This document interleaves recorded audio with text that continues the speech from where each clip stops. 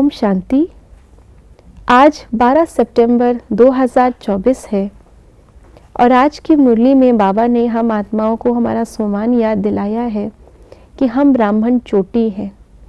ब्राह्मण जड़ों में भी बैठे हैं और ब्राह्मण चोटी भी है, और जड़ और चोटी के बीच में सारा ही कल्प आ जाता है। तो बाबा ने हमें मुरली में कहा, हम शूद्र नहीं हैं, हम पाँव नहीं हैं, लेकिन हम चोटी सबसे ऊंच। और अगर वृक्ष की बात की जाए तो वृक्ष में सबसे ऊंचा स्थान जो बीज का होता है, उसके साथ बैठ करके हम कल्प वृक्ष की जड़ हैं। वो भी उल्टे कल्प वृक्ष में सबसे ऊंचा का ही स्थान है। तो ऐसी आत्माएं जो आधार मूर्त है पूरे कल्प का, पूरे वृक्ष का, उनके प्रति सुनते हैं आज के बाबा के अव्यक्त इशारे।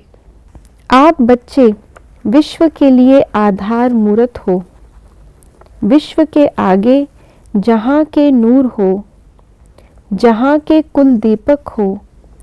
यह जो आपकी श्रेष्ठ महिमा है, ऐसी श्रेष्ठ महिमा के अधिकारी आत्माएं अब विश्व के आगे अपने संपन्न रूप में प्रत्यक्ष हो दिखाओ। अगर अभी तक अपने हद की आशाएं पूर्ण करने की इच्छा है, थोड़ा सा नाम चाहिए, मान चाहिए, रिगार्ड चाहिए, स्नेह चाहिए, शक्ति चाहिए, ऐसी स्व के प्रति इच्छाएं हैं, तो इच्छा मात्रम अविद्या की स्थिति द्वारा विश्व की इच्छाएं कब पूरी करेंगे।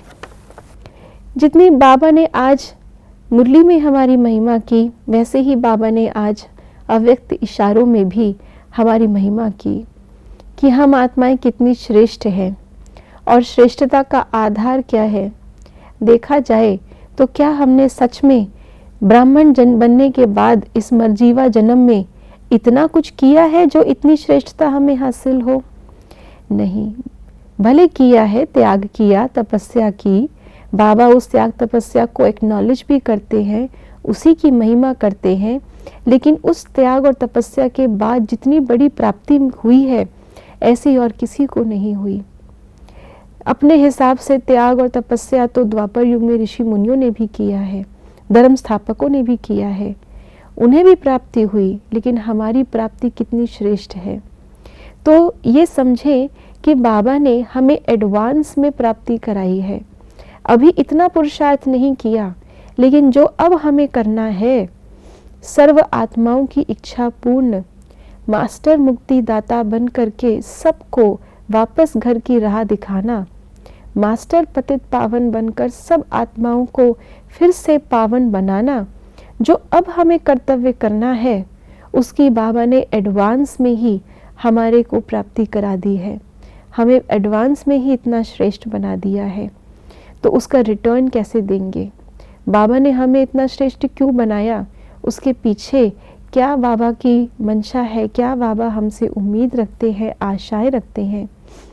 अगर अपनी ही आशाओं को देखते रहेंगे और उन्हीं को पूरा करने में लगे रहेंगे, तो बाबा की आशा कब पूरी करेंगे?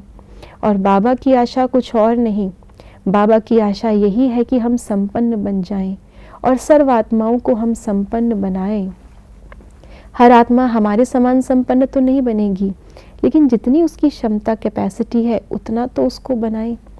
तो इसलिए हम आधार मूर्त आत्माएं हैं। हम वृक्ष से ले नहीं सकते, हम बीज से लेकर वृक्ष को देने वाली आत्माएं अब इच्छा मात्रम अविद्या बनकर बाबा की और सर्व आत्माओं की आश को हम पूरा करें। ओम शांति।